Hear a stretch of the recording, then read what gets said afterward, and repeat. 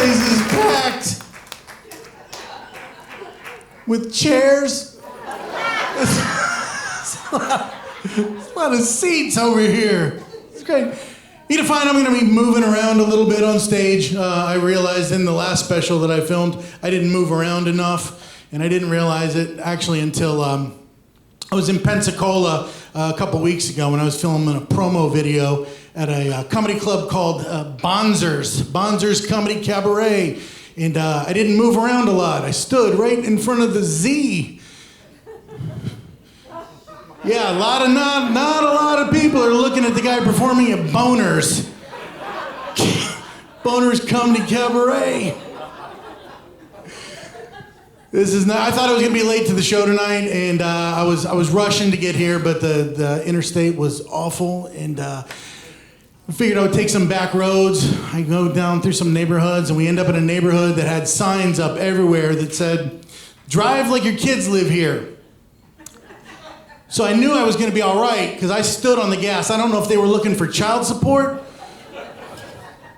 I blasted out of there. I'm done paying child support. You have that sign, ma'am? Is that what that was? Absolutely, it's not a stick up, ma'am. You're fine. You're fine. I'm done paying child support. I paid child support for 34 years. My kids are spaced out enough that I paid child support for 34 years, and I am now what they call an empty nester. Do we have any other empty nesters in the house? A couple of you fairly new empty nester? Yep. Yeah, fairly new. Empty nester, I'm finding out, is the Latin for they'll be back in 2 years. That's what I'm being told. And everybody's telling me, everybody's giving me the same advice. I hate it, actually. I hate not having my kids around, right? But everybody's telling me the same thing. You're going to love it, because now that the kids have gone, you have the freedom to walk around the house naked. That's what everybody's telling me. I don't think my friends know a lot of other bachelors, because we don't typically buy curtains. Right? And my court date is pending. I told my kids when you move, I said, I want you guys to take everything. I said, Dad's traveling more. I want you to take everything I got. I want you guys to be comfortable. I want you to take the furniture. I just want you to take everything. I did not realize until I got home that night that my kids took everything. I tried to take a shower before the show that night, and there was no soap, there was no body wash. The only thing that my daughter left me was something called tea tree oil shampoo. Yeah, ladies know exactly what this is. I washed everything with that. I felt like I made love to a York peppermint patty. I have had a brisk sensation. That's why I keep checking my zipper. Sir, my eyes are up here, if you could focus. Still washing with it to this day. What's that? You can't tip? No, make up your own shit throughout the show if you guys need to. Listen. I've only been up here for a couple minutes. I might not be doing that good, so we're just going to go ahead and let you guys have your open mic. We can do that. My kids recently, like I said, fairly recently moved out, and they moved to Arkansas. My daughter told me, she goes, before I go, she goes, I want to buy a truck. She goes, I think boys, my daughter had never been on a date before. She goes, I think boys look at girls that have a truck a little better. So we took her out to buy a truck. And I don't know when the last time is you took a kid out to buy a truck or a car or anything. The salesmen are getting more and more aggressive now. And I got to test drive everything my daughter was going to pick out, right? They tried to put me in everything except for a truck. They had me test drive a smart car. Have you ever seen somebody my size get into a smart car? That's like trying to shove the entire loaf of bread into a toaster. The salesman, he's pushing the truck hard. He finds this one truck. He goes, you're going to love this. Ice cold air, freezing cold. You're going to love it. You freeze your balls off. My daughter's like, listen, I don't know how you drive, but my balls are pretty well tucked when I'm in the car. This was back in June, and he couldn't tell if she was kidding or not, so he ended up giving her an LGBTQ discount for the month of June, which made me realize I will be back next June to buy myself a truck. I will definitely be talking about my vagina.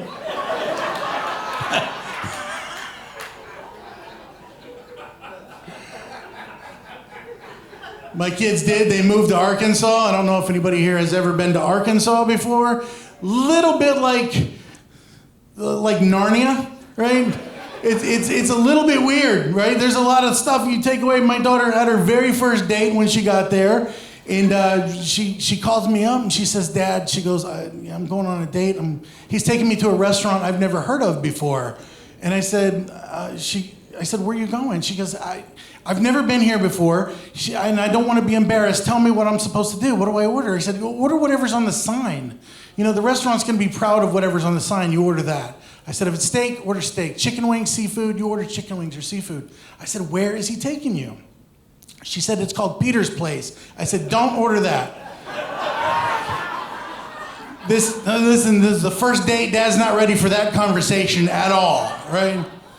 She said, we're going out to dinner, and then we're going to go to, it's a noodling festival. Does anybody here know what noodling is? Somebody over here's been, have you noodled before, sir? You've done it before? What, was it successful? So now here's what you do. So it's a form of catfishing, right? This is what they do. They go out into deep, dark water. It's just very scary out there. And you find a big hole, and you have to stick either your leg or your arm down in this hole. A great big giant catfish will grab you, and you pull it out and you throw it on the boat. And I was talking to a guy that was doing this, a guy that was in the festival. I said, aren't you worried that there could be something else down there that can grab you, like a snapping turtle or something? He said, it happens, but I can count the amount of times it's happened on all 8 of my fingers. I'm not going fishing with Captain Nubby, is what I'm telling you. My daughter finds it an absolute blast that they have all these really weird festivals that are happening there. Really weird. You can look these up. I'm not kidding you. They had a barbecued squirrel festival, a testicle festival. Oh yeah? Is that something you're looking forward to, sir? It's on your calendar, isn't it? The weirdest one for me was a goat festival. They had a goat festival where they're not only it's all goats. Everything is goats, but they have a fashion show of goats where they have a lingerie and swimsuit section to this. Yes. And you know what they're serving for food at this thing? Goat! Sir, could you eat something that you just saw wearing a bathing suit? Don't answer that. Don't answer that. I feel like we've connected. You're a better man than that, sir. Don't. I mean, what is this? Is this the Hunger Games? What, they got, no, get a hamburger, for God's sakes. My daughter went on to tell me that they also went out for breakfast. And I'm like, listen, I don't want to hear this. I don't want to hear this. I'm not ready for it. She goes, we were at Waffle House. The guy sitting at the booth next to us, I saw him eat a booger. I'm like, it's Waffle House. I'm pretty sure that's on the menu there. Listen, if we believe the news, that's where they told us COVID came from, is eating weird shit. Don't eat weird stuff, right? That's what they told us. It came from eating a bat or a penguin or some weirdness, right? You don't want to do that. A lot of comics will come into Florida and they think that we didn't shut down here in Florida for COVID. And we did. We shut down. We shut down for, it was 10 minutes or so, but we shut down, right? I remember the day they opened everything up and told us we could go back out and have fun. I don't know if you guys realized it, but we scared the shit out of bars and restaurants that very first night because we sat at home for 2 years and we built up such a tolerance to alcohol. We were drinking bars dry the first night, right? And they came on the news and said, monkeypox, go home. And nobody was scared of monkeypox. Were you scared of monkeypox, sir? No, absolutely not, because it's a stupid name. Nobody's scared of monkeypox. Were you scared, sir? No, stupid name. Monkeypox. You want to scare me, give it a scarier name. Something like gorilla gonorrhea.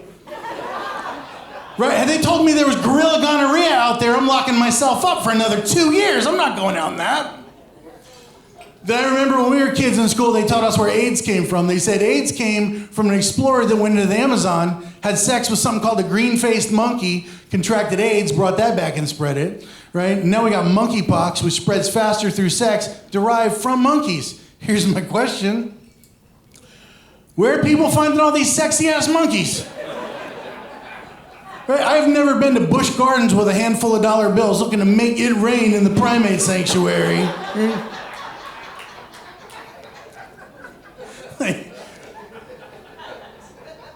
They told us after COVID lifted, over 1,000 people a day have been moving into Florida.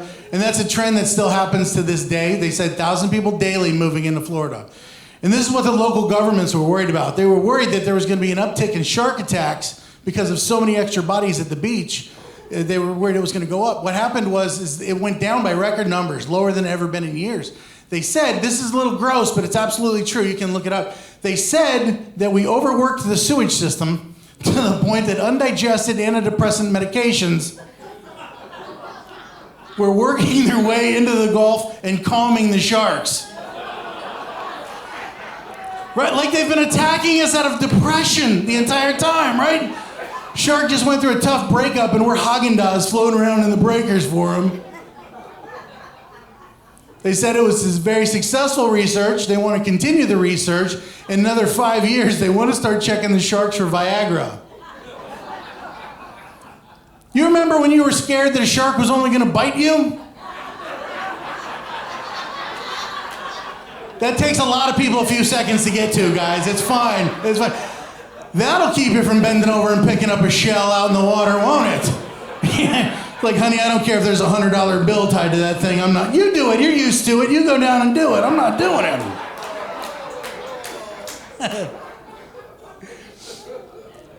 I had no idea that Viagra would work on a shark. I thought that was the oddest statistic, that one of our medications would work on anything in the animal kingdom. So I went down a rabbit hole reading about Viagra. This is what I learned. I had no idea. They created Viagra on accident. They were working on a performance-enhancing drug for sports. I wonder when that additional little bonus kicked in. Right? Can you imagine being the poor quarterback in the bottom of that tackle pile? Like,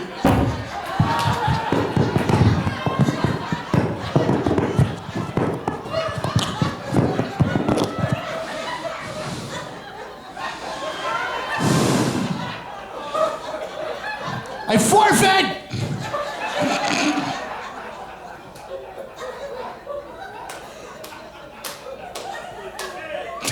Thank you very much, sir. I appreciate that.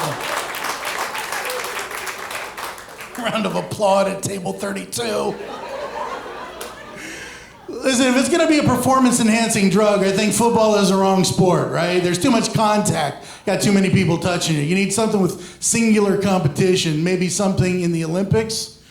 Like, we already know it can't be the pole vault. Some of you watch the Olympics? This guy couldn't make it over the top rail because his dong was too big. Do you remember this?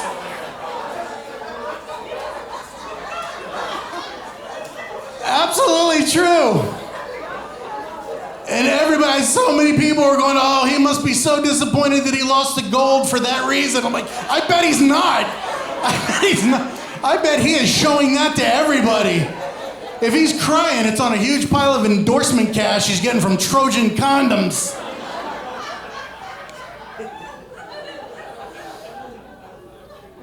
Something in the Olympics, maybe the men's 100 meter. Could you imagine the men's 100 meter? The Kenyans would be in the lead by 13 inches the entire race. Right? It's not going to be the Irish. Listen.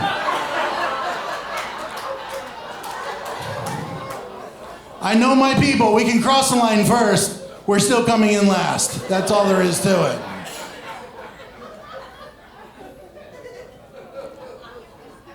We did a lot of sitting at home, drinking, being bored. Some of us drank, some of us did drugs. How many people here drank? How many did drugs? How many? What did you do?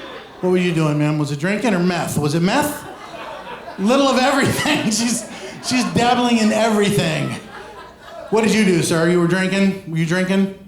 Of course you were. A lot of us were drinking, sir. You what? You learned how to make beer?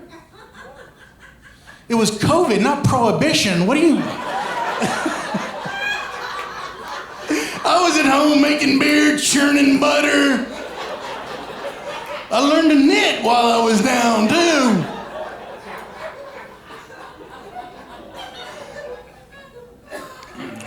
Did you write a book about it, sir? Is there a manual on the entire thing? I did some drinking myself, never been a drug guy. I've never even smoked pot, 53 years old, I've never even smoked pot. I was gonna try on my 50th birthday, I was gonna try smoking pot, and a buddy of mine told me, he says, man, he says, you know what? He says, you're 50 years old. He goes, you're a comic, you got the ability to get high off of life, and that's what you need to do. And we didn't have any life in the cupboard. So I smoked a half a box of Cheerios, and yeah, I didn't get high, but I dropped 6 points on my cholesterol, which I hear is good. Not a drug guy, not a medication guy. I don't like taking things if I don't have to. And a while back, I was having trouble sleeping, and I had a doctor prescribe Ambien for me. Listen to that mumble, right? They know exactly what Ambien is. Anybody over here been on Ambien? Have you done it before? You want to talk about the creepy stuff you do on Ambien? You were talking about it at dinner? It was going to be relevant. That's right.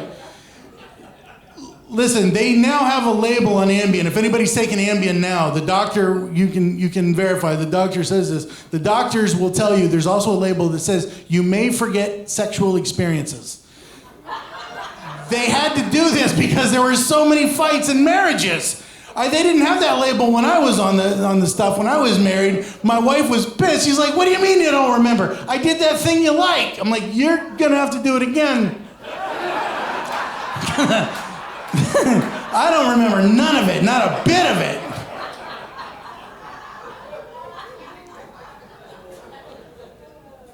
I'll tell you what gets you off of Ambien, though. It is the video that your neighbor has of you walking the neighborhood naked. I wish that part of the story was made up.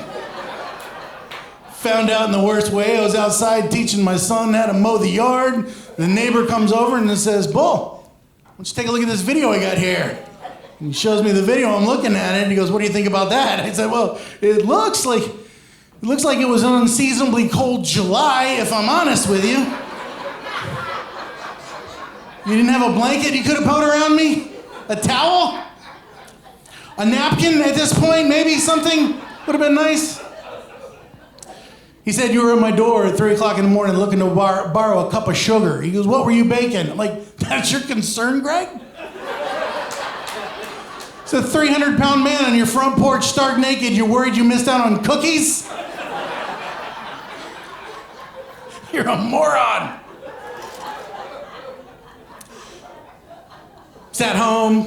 We sat home drinking, watching stupidity on TV. I watched so much stupidity on TV. We did. We got tired of TV, didn't we? I watched a marathon of the Jerry Springer show, and you don't learn to appreciate Jerry Springer until you're watching it either high as a fruit bat or drunk, because there is some weird stuff that happens on there. I was watching an episode, there was a guy from the military who was writing an autobiography about himself, and in doing so, he found out that his uncle was actually his father. Are you putting that together? Not only is one man the father and the uncle of this guy, but he is now the son and the nephew of this man, which technically makes him his own cousin. This dude is so related to himself that even masturbating would be considered incest. That's an intimate moment for a one-man family reunion, right?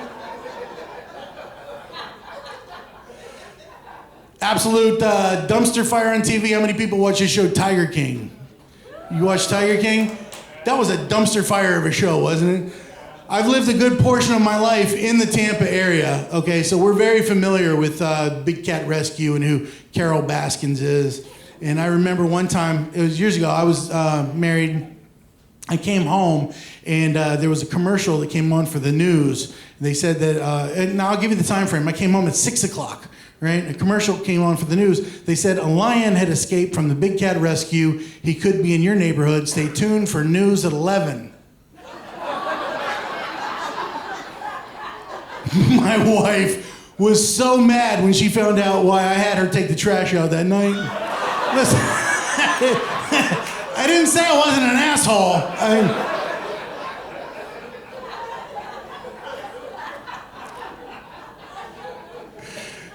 We watched a lot of TV, but it was time we needed to get away from the TV. I love watching the news. What's your name, sir? Patrick, you and me, Patrick, we can watch the same story in the news. I walk away with a different idea about the same story. A while back, they said there was a drive-by shooting in Miami. Police were looking for 2 armed Cubans. They're already laughing back there, Patrick.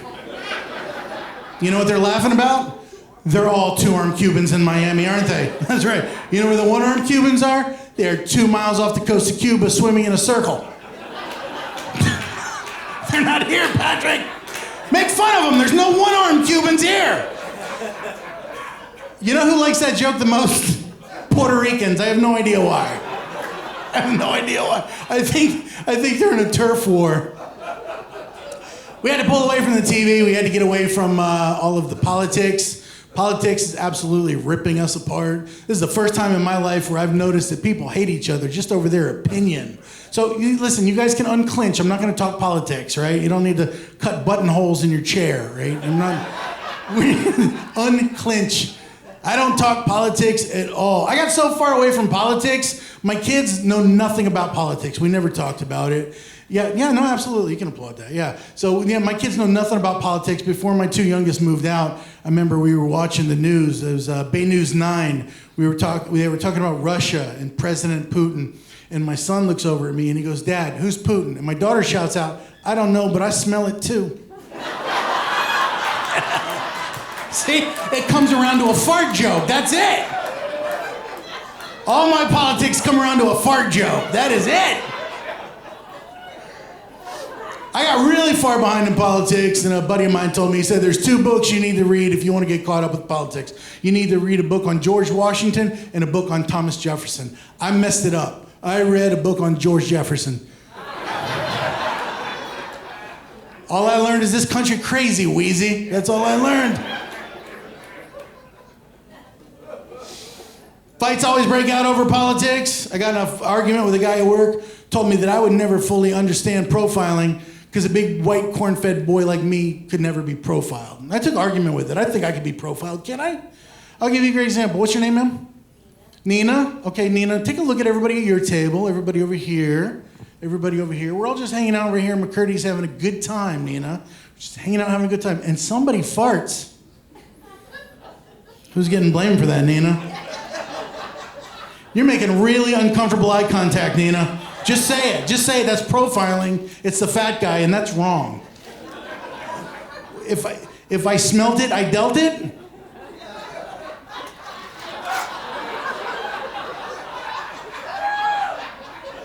Do you smell something right now, Nina? I'm not sure where I was supposed to take that one.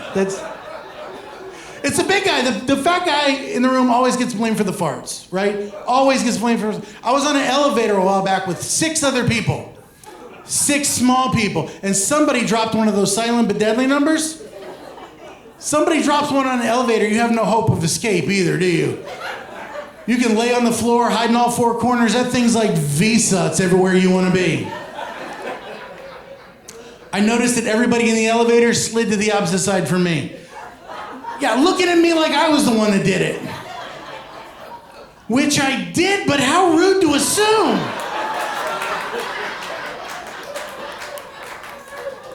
It's a bad habit. Everybody here's got bad habits. How many people here pee in the shower? Raise your hand, guys. Yeah, I was going to say absolutely. There's nothing wrong with peeing in the shower, right? No, peeing while taking a bath, that's just disgusting. Don't do that. That's gross.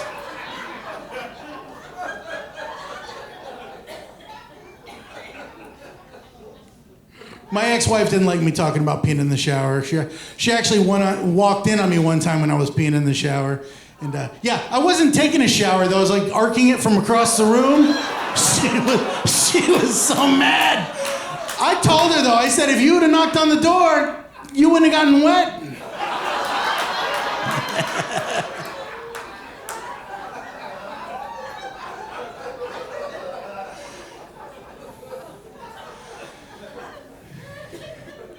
Kids in gym class weren't fond of me either.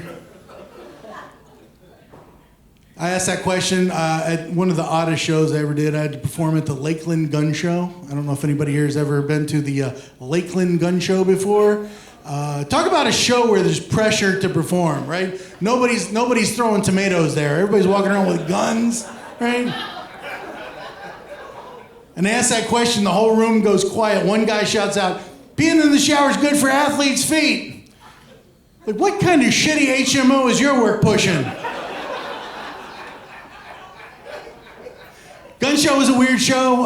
Everything about it was really weird. I remember I was walking around the gun show. And comics don't usually pull from the punch. If we think something's funny, we'll talk about it, right? And I'm walking around the gun show, and this guy, he's got a big table full of, he had gunpowder, he had bullets, shotgun shells, things that explode. I noticed that the guy was missing his right hand. Right off the bat, I'm like, I'm gonna buy something off this cat. He knows what not to do, right? This guy's got some information. Then I looked down, he had one of those old-fashioned World War II pineapple grenades sitting on the table. And I reached down to touch it, and he goes, "Don't worry, it's just a dummy." I'm like, "Are you sure this time?" That last one kind of snuck the hell up on you, didn't it? It's got a bite to it. You guys have been a wonderful audience. You got some more great show coming up. Seriously, yeah. I'm going to leave you with this. I realized that, you know, my humor's not for everybody. I realized that typically it's people my age and up. A lot of younger kids don't get me anymore. So, because the kids are always offended by absolutely everything. And I realized that last Christmas, my son told me, he goes, "Dad," he goes, "I want a Carhartt jacket for Christmas." The only place I could find that sold Carhartt jackets was a place called Tractor Supply. I've never been there before. You been to Tractor Supply? Big fan, are you? Big fan, redneck? Good for you. So I go into Tractor Supply and I go to purchase this jacket. The girl behind the counter, she's probably, 18, 19 years old. She rings up my jacket. She goes, "Good news." She goes, "With this purchase, you're eligible for a $10 rebate with your receipt, and you're eligible to get a free baby chicken or a free baby duck." Wait a minute. You're telling me I'm getting money for nothing and the chicks for free? Guys, that's my time, and I want to thank you for yours.